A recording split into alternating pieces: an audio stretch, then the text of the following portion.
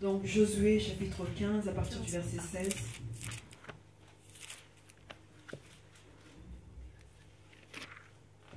Alors, Caleb dit, « Je donnerai ma fille Aksa pour femme à celui qui battra Kirjat Séfer et qui la prendra. » Othniel, fils de Kénaz, frère de Caleb, s'en empara, et Caleb lui donna pour femme sa fille Aksa. Lorsqu'elle fut entrée chez Othniel, elle le sollicita de demander à son père un champ. Elle descendit de dessus son âne, et Caleb lui dit, « Qu'as-tu » Elle répondit, « Fais-moi un présent, car tu m'as donné une terre du Midi. Donne-moi aussi des sources d'eau. » Et il lui donna des sources supérieures et les sources inférieures. Tel fut l'héritage des fils de Juda selon leur famille. Amen. Amen. Amen. Qui est Aksa? Son histoire est racontée dans 2 livres de l'Ancien Testament. On parle d'elle dans Josué et également dans le livre des Juges. Donc si son histoire est répétée 2 fois, dans 2 livres différents, c'est que son histoire a quelque chose à nous dire.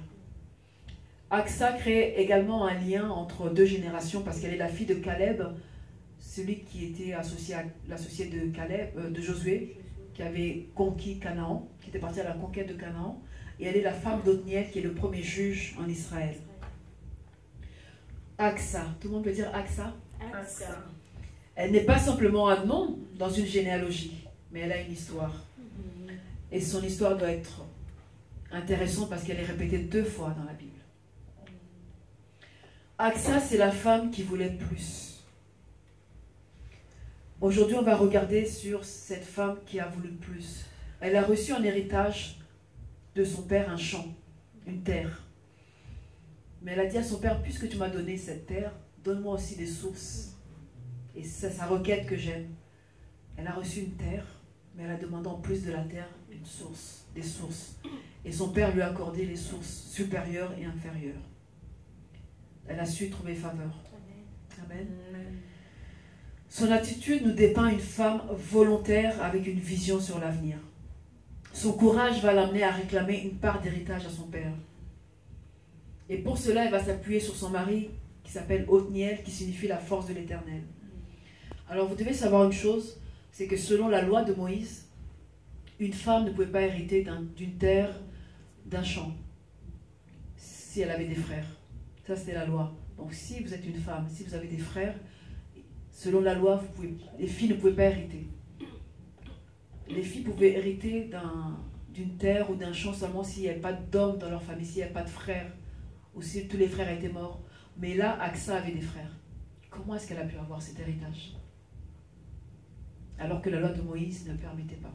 Comment est-ce qu'elle a pu obtenir un champ, mais pas seulement un champ, mais aussi des sources d'eau? Elle prend l'initiative d'aller voir son père et elle lui demande une faveur. Et elle obtient de son père un champ, et en plus de ça, elle demande des réservoirs d'eau. Parce que la terre qu'elle avait reçue en héritage était une terre aride, une terre sèche. Une terre aride, une terre sèche, on ne peut pas produire, on ne peut rien faire avec une terre sèche. Il lui fallait de l'eau. Amen. Et nous, on va regarder sur ces eaux qu'elle a demandées en plus. L'histoire d'Aksa est exceptionnelle parce qu'elle nous lance une invitation à tous, à toutes les femmes. Cette histoire, pour moi, m'apprend que chacune d'entre nous, nous pouvons rentrer dans un programme qui n'était pas prévu pour nous. Amen. On peut rentrer dans une bénédiction qui n'était pas prévue pour nous. Elle a hérité d'une terre, ce n'était pas prévu par la loi. On peut bénéficier d'un héritage. On peut bénéficier d'une bénédiction, même si ce n'était pas programmé pour nous, même si ce n'était pas prévu pour nous.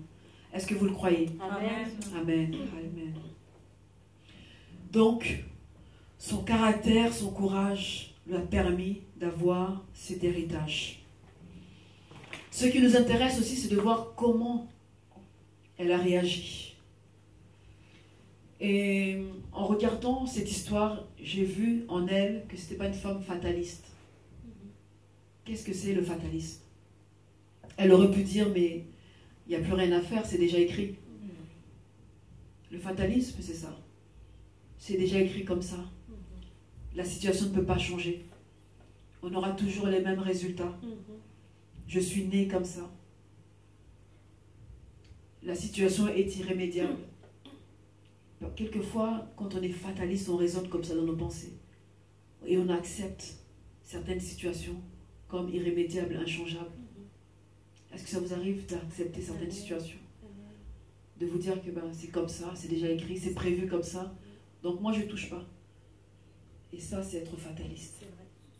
Mais ça va contre les plans de Dieu parce que le plan de Dieu nous dit que tout est possible à celui qui croit. Amen. Tout est possible à celui qui croit. C'est écrit comme ça, mais Dieu peut changer la loi pour moi. Dieu peut changer les circonstances pour moi. Amen. Quelquefois, il y a des situations pour lesquelles on prie. Ça fait peut-être 2 ans, 5 ans, 7 ans. Et finalement, vous acceptez. Comme vous n'avez pas encore vu le progrès ou le changement, vous acceptez cette situation. Vous dites, mais ça fait 2 ans déjà que j'ai prié, 5 ans, 7 ans, ça n'a pas trop bougé. Finalement, il faut que j'accepte la situation telle qu'elle est. Savez-vous que souvent, les circonstances de la vie arrivent à nous convaincre dans notre esprit, dans nos pensées, que rien ne va changer. Quelquefois, l'ennemi accepte de nous convaincre que certaines situations resteront comme ça. Et ça, c'est ce qu'on appelle des forteresses. Les forteresses, on en parle une seule fois dans la Bible. Et c'est l'apôtre Paul. Dans 1 Corinthiens 10, 3, il nous dit que car si nous marchons dans la chair, nous ne combattons pas selon la chair. En effet, les armes avec lesquelles nous combattons sont puissantes par la vertu de Dieu. Pour renverser quoi? Pour renverser quoi? Les forteresses. Les forteresses. Amen. Amen. Nous renversons des forteresses. Nous renversons les hauteurs et les raisonnements.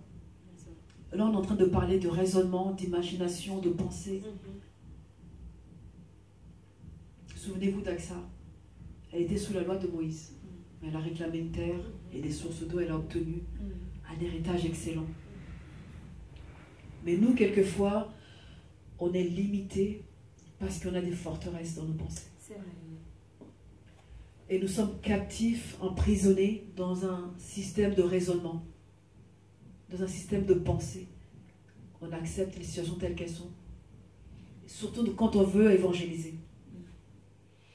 Et l'histoire, les événements, notre culture, nos expériences, parfois, arrivent à nous convaincre que notre région ne pourra pas être gagnée par Christ. Que notre ville ne pourra pas être gagnée par Christ. Et ces pensées nous amènent très loin parce qu'on arrive même à être convaincu que les avocats, la police, les maires, les autorités ne peuvent pas être influencés par l'évangile. Qu'on ne peut pas les gagner à Christ. Nous, on doit abattre ces forteresses. Parce que ces forteresses-là limitent le champ de Dieu, nous limitent dans la prière. Parce que finalement, on est convaincu. Et le fait d'être convaincu, quelquefois on prie, mais cette forteresse nous empêche de déclencher le miracle. Nous empêche de croire et d'aller dehors évangéliser.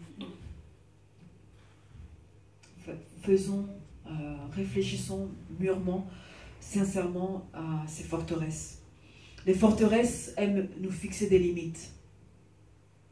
Est-ce que c'est possible qu'Arras soit gagné pour Christ? Amen.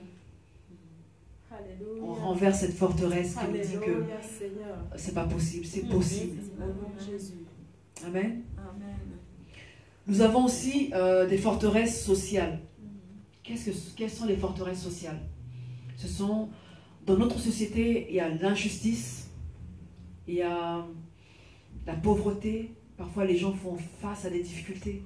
Ils ont du mal à vivre, du mal à trouver du travail, du mal à manger, à payer leurs factures, ou des blessures diverses, l'injustice sociale, la violence. Et toutes ces choses, tous ces événements les poussent à penser et leur donnent même la conviction que Dieu ne se soucie pas d'eux, que Dieu ne les aime pas. Voilà pourquoi le dernier endroit où ils peuvent chercher une solution et un refuge, c'est à l'église. Ils ne viendront pas chercher la solution à l'église parce que l'ennemi leur a convaincu que Dieu ne se soucie pas de vous. Regardez votre condition de vivre. Et ça, c'est une forteresse que les gens ont.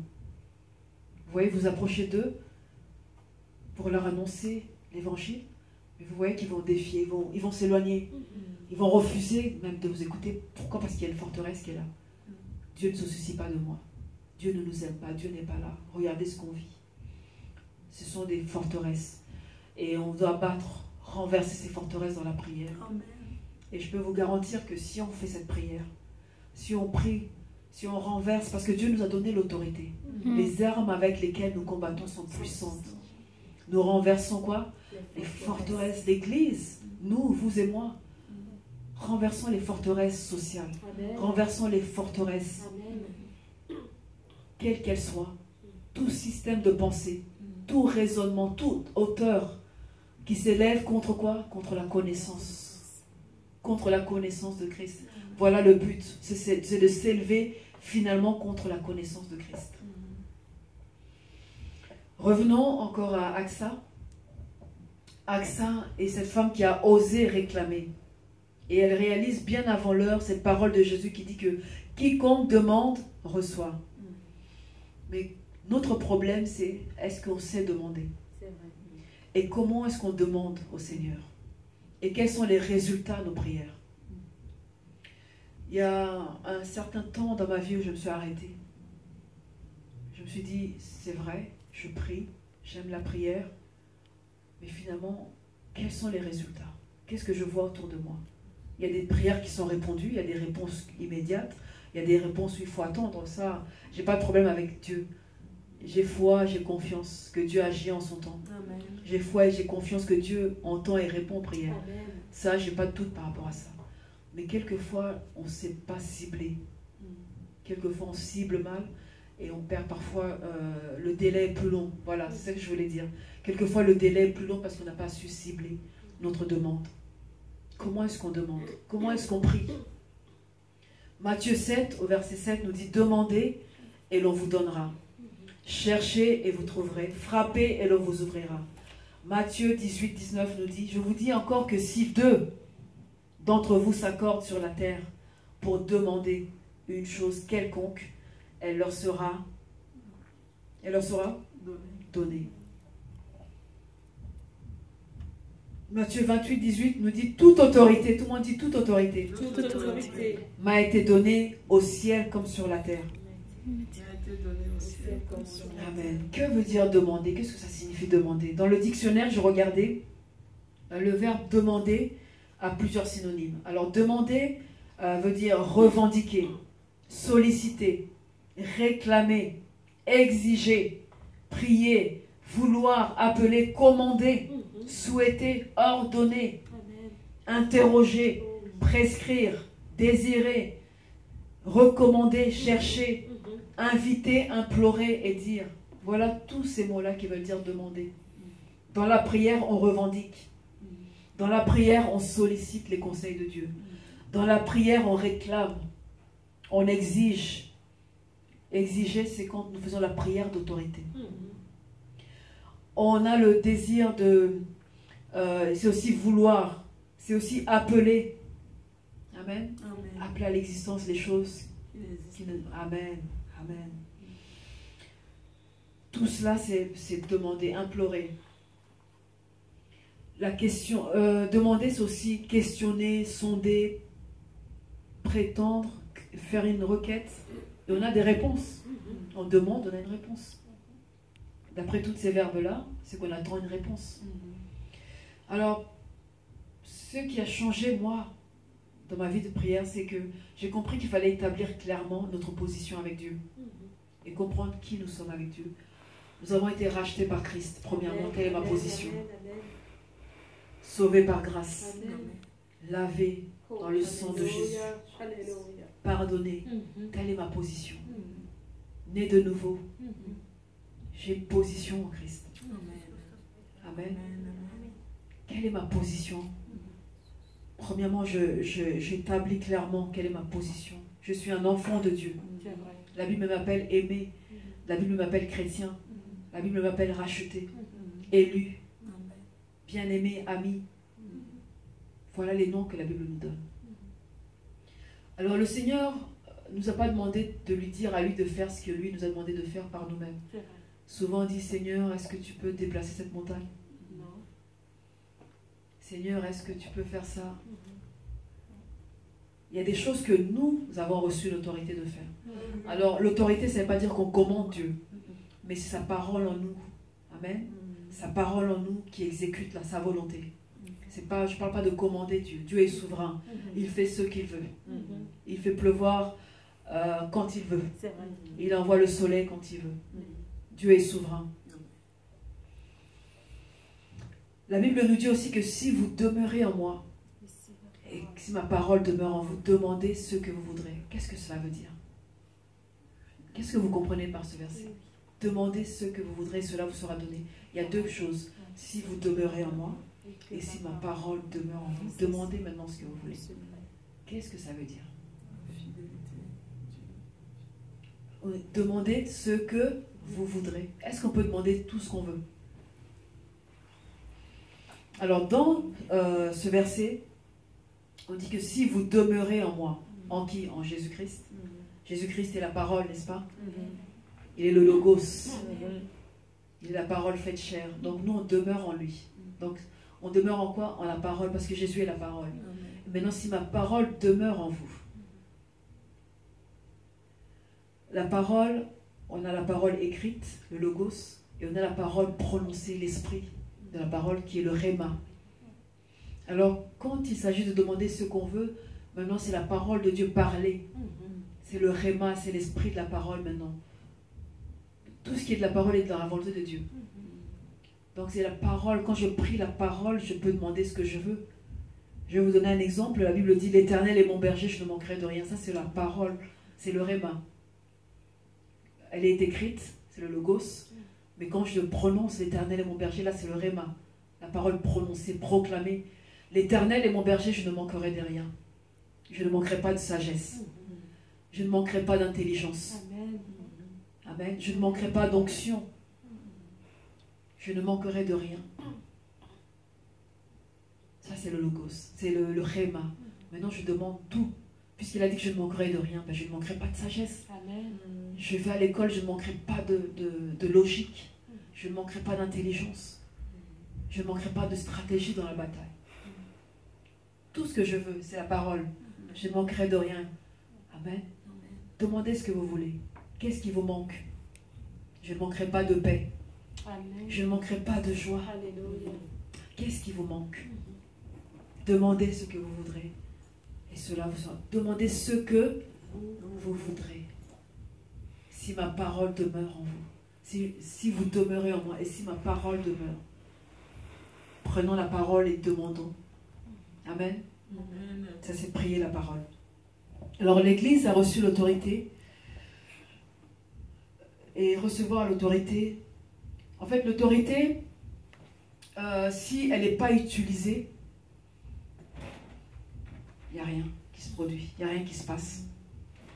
L'autorité doit être exercée. Maintenant, le manque d'autorité est bien souvent associé à un manque de foi, à l'incrédulité. Je vais vous donner un exemple de prière incrédule. Quand on prie, par exemple, Seigneur, s'il te plaît, touche cette personne, elle est si gentille. Ça, c'est l'incrédulité. Il y a peu de foi là-dedans dans cette prière. S'il te plaît, Seigneur, guéris-la. Elle est si gentille, cette dame. Il est mort sur la... Il a dit par mes meurtrissures, vous êtes guéris. Il a dit à mort pour cette personne. Donc il y a un peu d'incrédulité.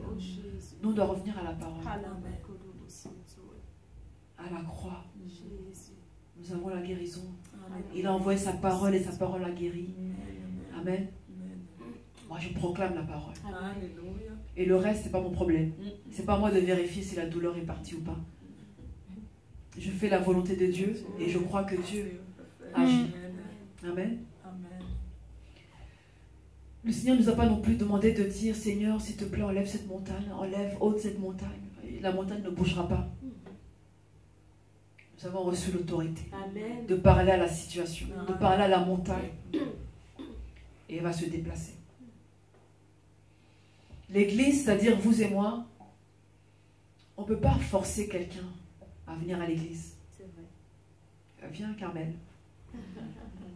On ne peut pas forcer quelqu'un ou convaincre quelqu'un. Parce que Carmel a sa propre volonté. Elle peut me dire oui, elle peut me dire non. Moi, je n'ai pas l'autorité sur sa volonté. L'Église n'a pas l'autorité sur ça. Mais nous, on a l'autorité sur quoi? Sur tous les raisonnements qui l'empêchent de venir à l'Église. Sur les pensées qui l'empêchent de venir à l'Église. Sur les forteresses qui l'empêchent de venir. Nous, on peut agir sur ça. Et si on agit ici, elle va venir. Elle viendra à l'Église. Mais je peux lui dire, viens, est-ce que tu peux venir à l'Église? Elle va me dire non. Très bien. Mais moi, je vais agir là. Amen. Alléluia. Amen. Amen. Priez comme ça. Amen. Priez de cette manière. Je peux rien faire. Elle m'a dit non. Oui, je peux rien faire, mais moi, je vais agir sur tout ce qui l'a poussé à me dire Amen. non. Amen. Amen. J'ai le pouvoir d'agir sur tout ce qui la pousse à me dire non. Et qu'est-ce qui la pousse à me dire non? Ses raisonnements, ses pensées, le système. Et comme l'Église a l'autorité, les armes avec lesquelles nous combattons, elles ne sont pas charnelles, elles sont puissantes. Donc nous, on peut agir sur cette partie-là. Et vous allez voir les gens changer. Parce qu'on repousse, on renverse quelque chose qui bloque sa volonté. Et après, elle sera libre. Amen. Amen. Amen. Tu peux aller t'asseoir. Toute opposition, tout obstacle, les obstacles, c'est normal. L'opposition est normale. Mais nous, Église, on a reçu l'autorité. L'autorité a à voir avec la permission et le pouvoir. Alors, souvent, on confond l'onction et l'autorité. L'onction et l'autorité ne sont pas des synonymes. C'est deux choses différentes.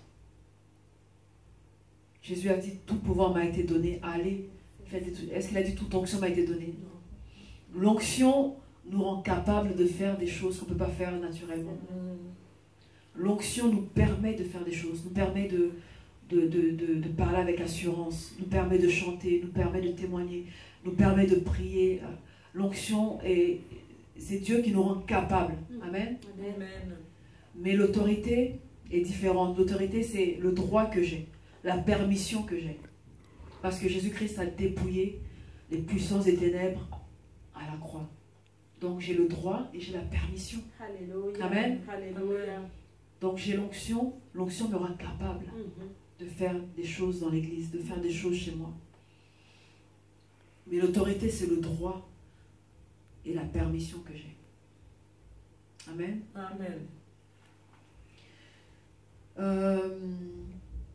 Ceux qui ne savent pas quelle est la position de l'église et quelle est notre position en tant que femme. C'est vrai que je reviens toujours à l'église parce que moi, mon cœur est toujours dans l'église. Et quand tout ce que je fais est centré sur l'église. En tant que mère, en tant que femme, en tant qu'épouse, en tant que jeune fille, nous avons une mission. Nous avons une mission, mais la plus belle, c'est la mission de l'église. Quelqu'un a dit que nous, en tant que femmes, nous avons 3 maisons à bâtir. La première maison, c'est notre corps. La deuxième maison, c'est notre foyer. Et la troisième maison, c'est l'église. Amen. Amen. Maintenant, Aksa, qui est la fille de Caleb, et la femme d'Othniel, a pris sa vie en main, tout en restant dans une attitude d'humilité. Comment est-ce on voit ça? C'est qu'elle est descendue d'un âne, de son âne. Et l'âne est le symbole de paix et d'humilité. Elle n'est pas descendue d'un cheval quand elle est partie voir son père. Elle est descendue d'un âne. Elle descendit de son âne. Prendre sa vie en main, prendre l'autorité, avoir confiance ne signifie pas aller dans l'orgueil, aller dans... Comme on parlait tout à l'heure, quelquefois les femmes perdent la douceur. Cette douceur, la douceur est une force. La douceur n'est pas une faiblesse. L'humilité n'est pas une faiblesse, l'humilité est une puissance. Le monde vous dit que non, si vous êtes prétentieux, orgueilleux, vous êtes fort de caractère. Je vais vous dire c'est quoi la force dans un caractère. La force dans un caractère, c'est avoir de la sagesse, de la connaissance, de la créativité, du discernement, du courage, de la vaillance, amen, de la persévérance, avoir de la joie de vivre, de l'enthousiasme, de la vigueur, de l'énergie, la capacité d'aimer. Ça, c'est la force.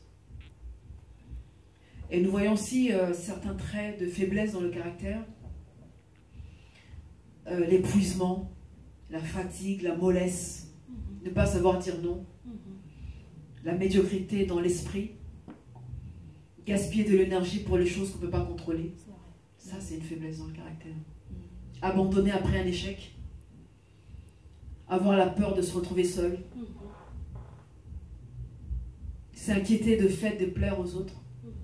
Là, c'est la faiblesse. Et vous, quelle est votre force de caractère? Quelle est votre force? Où puisez-vous votre force?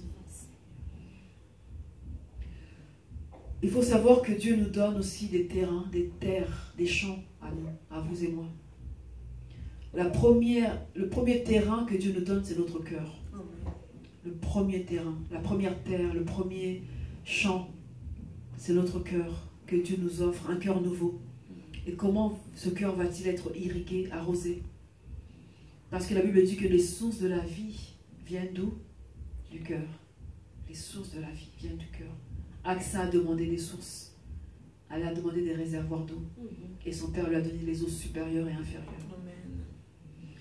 Est-ce que les circonstances de la vie, si elles sont défavorables, vont amener des eaux amères dans votre cœur? Des sources amères? L'orage, la colère. Est-ce que l'environnement dans lequel vous vivez va vous apporter des eaux polluées? C'est le premier terrain que Dieu nous donne. Et notre cœur est notre première maison. On doit la protéger de ses ennemis qui est l'orgueil, l'indifférence, le manque de pardon, le compromis, avoir un cœur double. Prions que Dieu protège ce terrain, le premier terrain que Dieu nous donne. Et prions qu'il soit arrosé des sources du Saint-Esprit. Amen. Amen. Alors le deuxième territoire que Dieu nous donne, c'est notre maison. Ésaïe 56 au verset 7 nous dit: car ma maison sera appelée une maison de prière pour tous les peuples. Josué 24, 15 nous dit: et si vous ne trouvez pas bon de servir l'Éternel, choisissez aujourd'hui qui vous voulez servir. Ou les dieux que servaient vos pères au-delà du fleuve, ou le Dieu des Amoréens dans le pays desquels vous habitez. Moi et ma maison, nous servirons l'Éternel. Moi, tout le monde peut dire moi, et ma maison, nous servirons l'Éternel. Alléluia, alléluia, je le proclame, je le déclare. Moi et ma maison, nous servirons l'Éternel. Vous savez que la première fois quand Pharaon a cédé pour libérer le peuple d'Israël, qu'est-ce qu'il leur a dit? Il a dit à Moïse: finalement vous pouvez partir, mais laissez ici vos troupeaux et vos enfants. Allez adorer mais sans vos enfants. Allez adorer mais sans sacrifice.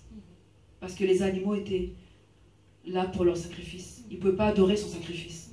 Donc Pharaon voulait leur dire: ben, vous voulez la liberté? Allez-y. Mais sans sacrifice, sans adoration et sans vos enfants. Nous sommes responsables de veiller à ce qu'il y ait une atmosphère de louange, d'adoration, de prière dans notre maison. Amen. Amen. Qu'il y ait cette atmosphère de prière, de louange, qu'il y ait la présence de Dieu dans nos maisons. Ça va marquer nos enfants, ça va marquer nos visiteurs. Il faut que quand quelqu'un vient chez vous, il sente cette présence-là de Dieu.